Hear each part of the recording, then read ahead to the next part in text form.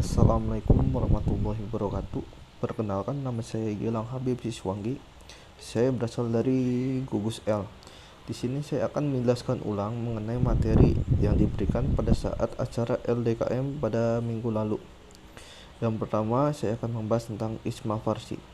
Apa itu Isma Farsi? Isma Farsi merupakan Ikatan Senat Mahasiswa Farmasi Indonesia yang digunakan untuk menyatukan opini dan ajang silaturahmi mahasiswa farmasi Indonesia. Kapan sih Isma Farsi itu sendiri didirikan? Isma Farsi sendiri didirikan di kota Yogyakarta pada tanggal 22 Desember 1955 dan terdapat dua kampus pendiri, yaitu kampus UGM dan kampus ITB.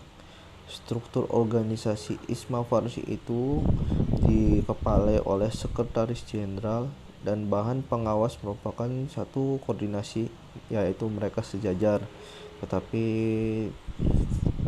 tidak saling membawahi. Yang di bawahnya Sekretaris Jenderal yaitu terdapat staf ahli dan koordinator. Nah, Sekretaris Jenderal itu dapat menyuruh staf ahli dan koordinator wilayah. Itu ada di bawah Sekretaris Jenderal, dan di bawahnya dari Sekretaris Jenderal terdapat di samping itu Korwil, dan di bawahnya Korwil itu terdapat anggota-anggota itu sendiri. Dan untuk wilayah Karawang masuk ke dalam Korwil wilayah Priangan. Nah, untuk yang kedua adalah kepemimpinan dan manajemen organisasi.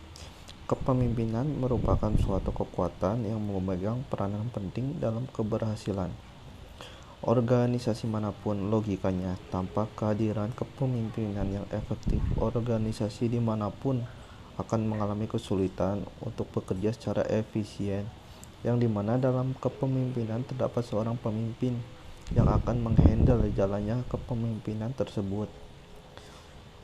Saya ambil salah satu contoh ya, menurut beberapa ahli. Yang pertama adalah menurut George R. Terry pada tahun 1974, kepemimpinan adalah aktivitas untuk mempengaruhi orang-orang supaya diarahkan untuk tujuan organisasi. Beberapa jenis-jenis kepemimpinan. Yang pertama, jenis kepemimpinan koersif, yaitu jenis kepemimpinan ini biasa juga disebut dengan kepemimpinan otoriter. Pada jenis ini, seorang pemimpin akan memerintah sesuai dengan kehendaknya sendiri tanpa adanya orang yang boleh membantah semua perintahnya. Yang kedua itu tipe kepemimpinan otoratif, yaitu pemimpin yang mendapatkan kekuasaan dengan persetujuan yang kejelasan visi yang ia paparkan. Seorang kepemimpin akan menjadikan orang lain bergerak maju untuk visi yang sudah ditentukan dengan bersemangat, karena ia akan memberikan penghargaan yang pantas dan tujuan yang jelas, tidak hanya untuk jangka pendek tetapi untuk jangka yang panjang. Yang ketiga adalah pemimpin afiliatif, yaitu kepemimpinan dengan afiliatif adalah seorang pemimpin yang memberikan jalan untuk anggotanya untuk bertindak. Yang keempat itu tipe demokratis.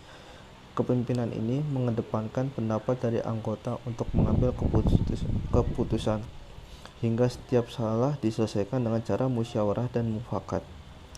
Kelima itu PC sitting, yaitu jenis kepemimpinan ini menyatakan bahwa seorang pemimpin membutuhkan atau menuntut kesempurnaan dari para anggotanya. Pemimpin membuat standar-standar yang harus dipenuhi oleh setiap anggotanya agar tercapai apa yang diinginkan pimpinannya. Yang keenam itu tipe coaching, yaitu jenis kepemimpinan ini hampir sama dengan kepemimpinan process setting, karena pemimpin ini juga menuntut kesempurnaan dari tiap anggotanya. Jadi intinya adalah tujuan dari manajemen organisasi yaitu pertama, untuk membentuk koordinasi yang baik. Yang kedua itu menetapkan kinerja efektif. Yang ketiga itu membuat lingkungan yang nyaman. Nah, yang keempat adalah teknik persidangan Isma Farsi. Apa sih itu persidangan? Persidangan adalah suatu pertentuan formil antara beberapa orang guna membicarakan suatu permasalahan untuk melahirkan suatu keputusan. Terdapat 3 jenis persidangan. Yang pertama sidang pleno. Sidang pleno diikuti oleh seluruh peserta kegiatan baik anggota penuh dan anggota peninjau. Yang selanjutnya adalah sidang paripurna. Sidang paripurna diikuti oleh seluruh peserta kegiatan baik anggota penuh dan anggota peninjau. Selanjutnya adalah sidang komisi. Sidang komisi diikuti oleh seluruh peserta kegiatan baik anggota penuh dan anggota peninjau yang telah dibagi ke dalam beberapa komisi. Istilah-istilah dalam dunia persidangan, yaitu pertama adalah pending.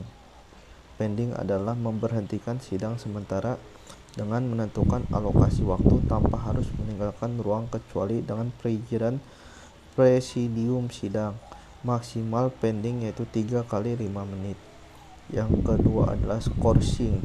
Istilah skorsing yaitu memberhentikan sidang untuk sementara waktu dengan tujuan tertentu dengan langsung menetapkan waktu. Istilah yang ketiga adalah lobbying. Suatu bentuk negosiasi dalam menyelesaikan perbedaan pendapat dengan mempercepat pengambilan keputusan dengan proses pending. Yang selanjutnya adalah istilah voting. Istilah voting yaitu proses pengambilan keputusan dengan suara terbanyak. Selanjutnya adalah istilah quorum. Quorum adalah jumlah minimal anggota yang harus hadir dalam suatu persidangan. Yang selanjutnya adalah istilah opsi, yaitu pilihan atau usulan pendapat yang dikemukakan peserta dalam sidang. Yang selanjutnya adalah walkout, yaitu meninggalkan ruang atas kehendak sendiri karena menolak hasil sidang. Yaitu selanjutnya adalah interupsi. Interupsi itu mengajukan pendapat mendesak yang harus disampaikan. Yang selanjutnya adalah PK, yaitu meninjau kembali hasil keputusannya sebelumnya. 9. Star farmasi. Peranan seorang farmasi dalam menyongsong Indonesia sehat pada tahun 2025. Yang pertama itu seorang farmasis harus berperan sebagai Star of Farmasi, menyediakan berbagai jenis sediaan obat yang memiliki nilai mutu tinggi dan berkualitas di mana nasional maupun di kancah internasional. Yang selanjutnya adalah memberikan pelayanan yang merata dan terjangkau kepada seluruh pasien maupun masyarakat luas.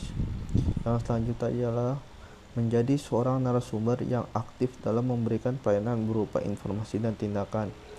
Yang selanjutnya adalah mensosialisasikan tentang hidup sehat untuk mendorong kemandirian masyarakat dalam hidup sehat. Melaksanakan, meningkatkan, dan mengembangkan Star of Farmasi sebagai landasan dalam menjalankan profesi.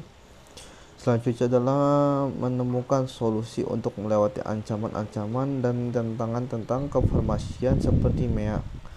Meningkatkan dan mengembangkan setiap jenis sediaan obat dengan teknologi yang sedang berkembang pada saat dunia sekarang. Yang terakhir adalah meningkatkan sikap dan perilaku profesionalisme dan bertanggung jawab terhadap farmasi. Terima kasih. Sekian penjelasan dari saya, kurang lebihnya mohon maaf. Billahi taufiq wal hidayah. Wassalamualaikum warahmatullahi wabarakatuh.